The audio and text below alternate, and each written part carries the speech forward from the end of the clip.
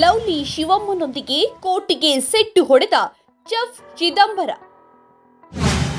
ಗುಂಡ್ಕಲ್ ಸೃಷ್ಟಿಸಿದ ಕಂಟೆಂಟು ಅಷ್ಟೊಂದು ವೀಕಾ? ಉರುಳದೆ ಉಳಿಕೊಳ್ಳಬಹುದೇ ಗುಂಡ್ಕಲ್? ಕಲರ್ಸ್ ಕನ್ನಡ ವಾಹಿನಿಯ ಬಿಸಿನೆಸ್ ಹೆಡ್ ಆಗಿದ್ದವರು ಪರಮೇಶ್ವರ್ ಗುಂಡ್ಕಲ್. ಬಿಗ್ ಬಾಸ್ನಂಥ ಬುರ್ನಾಸು ಶೋವೊಂದನ್ನ ಸೀಸನ್ನುಗಟ್ಟಲೆ ಎಳೆದಾಡಿ ಎಂತೆಂಥ ತಲೆಕೆಟ್ಟ ಆಸಾಮಿಗಳನ್ನೆಲ್ಲ ಸೆಲೆಬ್ರಿಟಿಗಳನ್ನಾಗಿಸಿದ ಖ್ಯಾತಿ ಪರಂಗಿದೆ. ಇಂಥ ಸಾಧಕ ಬಾಧಕಗಳಾಚೆಗೆ ಕಲರ್ಸ್ ಕನ್ನಡವನ್ನ ಲಾಭದತ್ತ ಕೊಂಡೊಯ್ದ ಮೆಚ್ಚುಗೆಯು ಪರಂ ಮೇಲಿರೋದು ಸತ್ಯ. ಇಂಥ ಪರಮೇಶ್ವರ್ ಗುಂಡ್ಕಲ್ ಏಕಾಏಕಿ ಕಲರ್ಸ್ ಕನ್ನಡ ತೊರೆದು ಬಂದಿದ್ರು.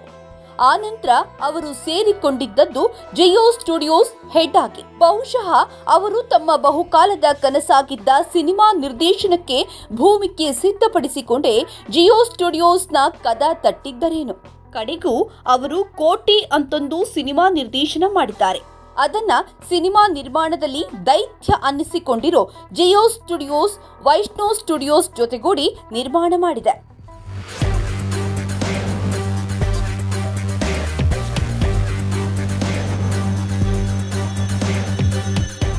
ಚಿತ್ರೀಕರಣವನ್ನೆಲ್ಲ ಮುಗಿಸಿದ ನಂತರ ಪರಂ ಅತ್ಯಂತ ವ್ಯವಸ್ಥಿತವಾಗಿ ಪ್ರಚಾರ ಕಾರ್ಯ ಆರಂಭಿಸಿದ್ರು.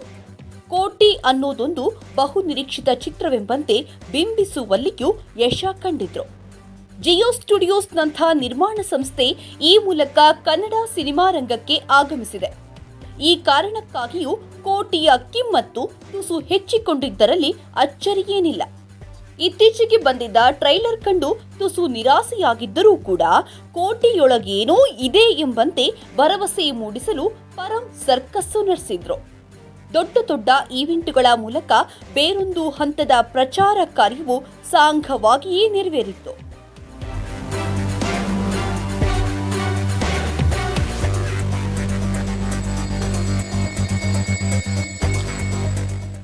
ಈ ಕಾಲದಲ್ಲಿ ಸಿನಿಮಾವನ್ನ ಪ್ರೇಕ್ಷಕರ ಮನಸ್ಸಲ್ಲಿ ನೆಲೆಗಾಣಿಸೋದೇ ತ್ರಾಸದಾಯಕ ಸಂಗತಿ. ಆದರೆ ಪರಂ ಅದನ್ನ ಯಶಸ್ವಿಯಾಗಿಯೇ ಮಾಡುತ್ತಾ ಬಂದಿದ್ದಾರೆ. ಇನ್ನೇನು ಇದೇ ತಿಂಗಳ 14ರಂದು ಕೋಟಿ ಚಿತ್ರ ತೆರೆಗಾಣಲಿದೆ. ಸರಿಯಾಗಿ ಅದೇ ದಿನ ತೆರೆಗಾಣಲು ಸಜ್ಜಾಗಿರುವ ಸಿನಿಮಾಗಳ ಲೀಸ್ಟ್ ಇದೆಯಲ್ಲ, ಅದು ಕೋಟಿಯ ಬಗ್ಗೆ ಗಾಢ ಗುಮಾನಿ ಮೂಡಿಕೊಳ್ಳುವಂತೆ ಮಾಡಿಬಿಟ್ಟಿದೆ. ಸಾಮಾನ್ಯವಾಗಿ ಒಂದು ಬಹುನಿರೀಕ್ಷಿತ ಸಿನಿಮಾ ಬಿಡುಗಡೆಯಾದರೆ ಅದರ ಆಸುಪಾಸಲ್ಲಿ ತೆರೆಗಾಣಲು ಮಿಕ್ಕುಳಿದ ಸಿನಿಮಾ ತಂಡಗಳು ಹಿಂದೇಟು ಹಾಕುತ್ತವೆ. ಒಂದು ವೇಳೆ ಬಿಡುಗಡೆ ದಿನಾಂಕ ಘೋಷಣೆಯಾಗಿದ್ರೂ ಕೂಡ ದೊಡ್ಡ ಸಿನಿಮಾಗಳ ಮುಂದದು ಕ್ಯಾನ್ಸಲ್ ಆದ ಉದಾಹರಣೆಗಳು ಸಾಕಷ್ಟಿವೆ. ಹಾಗಿದ್ದ ಮೇಲೆ ಈ ಪರಿಯಾಗಿ ಸದ್ದು ಮಾಡಿರುವ ಡಾಲಿ ಧನಂಜಯ್ ನಾಯಕನಾಗಿರುವ ದೈತ್ಯ ಜಿಯೋ ಸ್ಟುಡಿಯೋಸ್ ಕಡೆಯಿಂದ ನಿರ್ಮಾಣಗೊಂಡಿರುವ ಕೋಟಿ ಮೇಲೆ ಇತರ ಚಿತ್ರಗಳಿಗೆ ಯಾಕೆ ಭಯ ಮೂಡಿಕೊಂಡಿಲ್ಲ? ಇಂಥದ್ದೊಂದು ಪ್ರಶ್ನೆ ಸಿನಿಮಾ ಪ್ರೇಮಿಗಳನ್ನ ಕಾಡ್ತಿದೆ. ಅದಕ್ಕೆ ಕಾರಣವಾಗಿರೋದು ಕೋಟಿ ತೆರೆಗಾಣುವ ದಿನವೇ ಪ್ರೇಕ್ಷಕರ ಮುಂದೆ ಬರಲು ಸಜ್ಜಾಗಿರುವ ಮತ್ತೊಂದಷ್ಟು ಸಿನಿಮಾಗಳ ಲೀಸ್ಟು.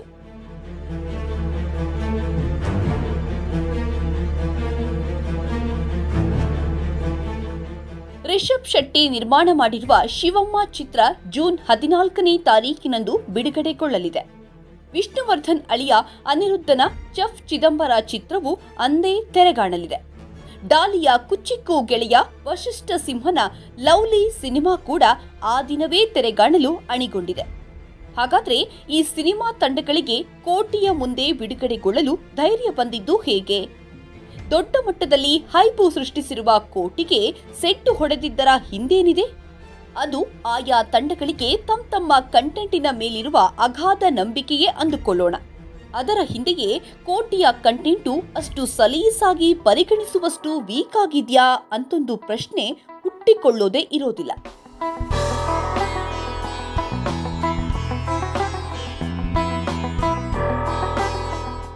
ಅದಕ್ಕುತ್ತರವಾಗಿ ನಿಲ್ಲುವ ಒಂದಷ್ಟು ಅಂಶಗಳು ಕೋಟಿಯ ಸುತ್ತ ಸಂಶಯ ಹಬ್ಬುವಂತೆ ಮಾಡುತ್ತವೆ. ಯಾವುದೇ ಬಹುನಿರೀಕ್ಷಿತ ಚಿತ್ರ ತೆರೆಗಾಣುವ ಹಂತ ತಲುಪಿದಾಗ ಚಿತ್ರರಂಗದಲ್ಲಿ ಬಿರುಸಿನ ವಾತಾವರಣ ಸೃಷ್ಟಿಯಾಗತ್ತೆ. ಆ ಸಿನಿಮಾಗಳ ಆಂತರಿಕ ರಿಪೋರ್ಟು ಕಲೆ ಹಾಕುವ ಸುಪ್ತ ಪ್ರಯತ್ನಗಳು ನಡೆಯುತ್ತವೆ. ಆ ಕಾರಣದಿಂದಲೇ ಯಾವುದೇ ಸಿನಿಮಾಗಳ ಅಸಲಿ ತಾಕತ್ತಿನ ಅಂದಾಜು ಸಿನಿಮಾ ರಂಗದ ಮಂದಿಗೆ ಸಿಕ್ಕುಬಿಡುತ್ತದೆ. ಅದರ ಆಧಾರದಲ್ಲಿಯೇ ಮಿಕ್ಕುಳಿದ ಸಿನಿಮಾಗಳ ಬಿಡುಗಡೆಯ ದಿನಾಂಕ ಘೋಷಣೆಯಾಗುತ್ತೆ.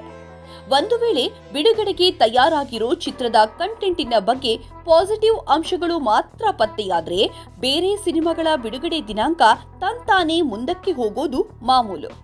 ಹಾಗಿದ್ರೂ 3 ಸಿನಿಮಾಗಳು ಕೋಟಿಗೆದುರಾಗಿ ಬಿಡುಗಡೆಗೊಳ್ತಿವೆ ಎಂದ್ರೆ ಕೋಟಿಯ ಬಗ್ಗೆ ಗುಮಾನಿ ಮೂಡದಿರಲು ಸಾಧ್ಯವೇ?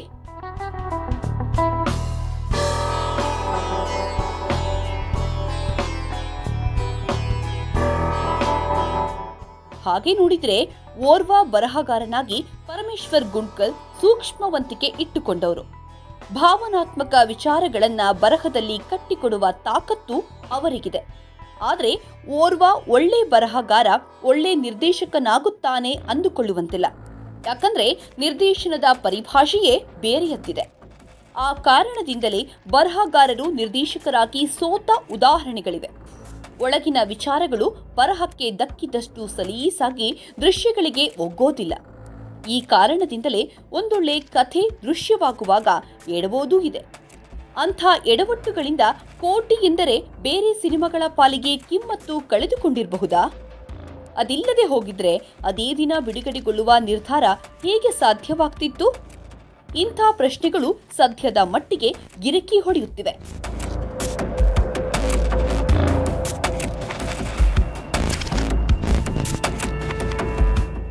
ಕನ್ನಡ ಚಿತ್ರರಂಗದ ಉಳಿವಿನ ದೃಷ್ಟಿಯಿಂದ ಬೇರೆ ಭಾಷೆಗಳ ದೊಡ್ಡ ನಿರ್ಮಾಣ ಸಂಸ್ಥೆಗಳ ಆಗಮನ ಮಹತ್ವ ಪಡೆದುಕೊಂಡಿದೆ. ಈಗ ಜಿಯೋ ಸ್ಟುಡಿಯೋಸ್ ನಿರ್ಮಾಣ ಸಂಸ್ಥೆಯ ಆಗಮನ ಕೂಡ ಈ ಕಾರಣದಿಂದಲೇ ಮಹತ್ವ ಪಡೆದುಕೊಂಡಿದೆ. ಒಂದು ವೇಳೆ ಕೋಟಿ ಯಶ ಕಂಡರೆ ಮುಂದೊಂದಷ್ಟು ಸಿನಿಮಾಗಳನ್ನ ಆ ಸಂಸ್ಥೆ ನಿರ್ಮಾಣ ಮಾಡಬಹುದು. ಮತ್ತೊಂದಷ್ಟು ನಿರ್ದೇಶಕರಿಗೆ ಅವಕಾಶಗಳೂ ಸಿಗಬಹುದು. ಅದಕ್ಕೆ ನಿರ್ದೇಶಕರಾಗಿ ಪರಮೇಶ್ವರ್ ಗುಂಡ್ಕಲ್ ಅವಕಾಶ ಮಾಡಿಕೊಡ್ತಾರಾ? ಅದಕ್ಕೆ ತಕ್ಕುನಾಗಿ ಕೋಟಿಯನ್ನ ರೂಪಿಸಿದ್ದಾರಾ ಎಂಬುದೇ ಸದ್ಯದ ಪ್ರಶ್ನೆ. ಈ ಹಿಂದೆಯೂ ಒಂದಷ್ಟು ಪರಭಾಷಾ ನಿರ್ಮಾಣ ಸಂಸ್ಥೆಗಳು ಕನ್ನಡಕ್ಕೆ ಬಂದಿದ್ವು. ಕೆಲ ಖದೀಮರು ಆ ಸಂಸ್ಥೆಗಳನ್ನ ನುಣ್ಣಗೆ ಬೋಳಿಸಿ ಕನ್ನಡ ಚಿತ್ರರಂಗದ ಹೆಸರೆತ್ತಿದ್ರೆ ಬೆಚ್ಚಿ ಬೀಳುವಂತೆ ಮಾಡಿ ಕಳಿಸಿದ್ದೂ ಇದೆ.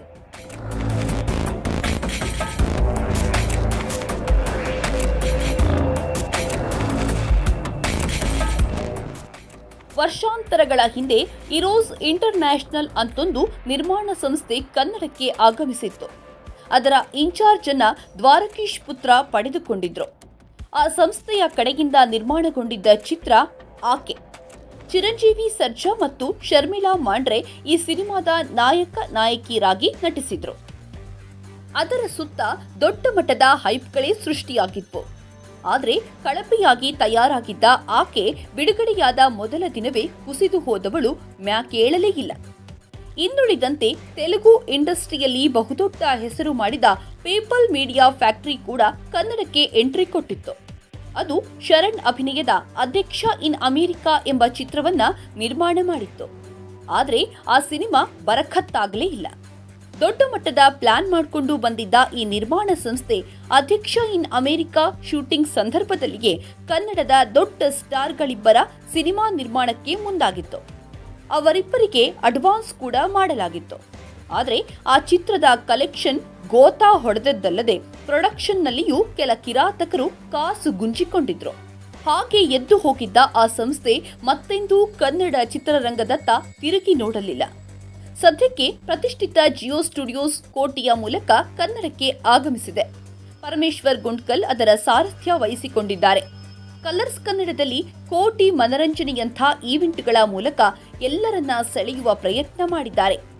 ಆದರೆ 3 ಕನ್ನಡ ಚಿತ್ರಗಳು ಎದೆ ಸೆಟ್ಟಿಸಿ ಕೋಟಿಯ ಎದುರು ನಿಂತಿರೋದೇ ಒಂದಷ್ಟು ಅನುಮಾನಗಳಿಗೆ ಕಾರಣವಾಗಿದೆ.